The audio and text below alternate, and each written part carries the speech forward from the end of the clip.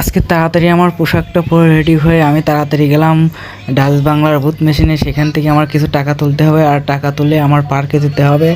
পার্কে গিয়ে আমার কিছু খরচ হতে পারে, সেই কারণে আমি কিছু টাকা তুললাম।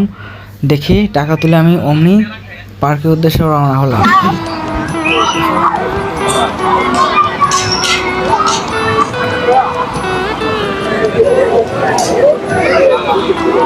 সবকিছুই বিনোদন হচ্ছে, ভরপুর হচ্ছে। তো ভিউয়ার্স দেখেন, ও ওয়াও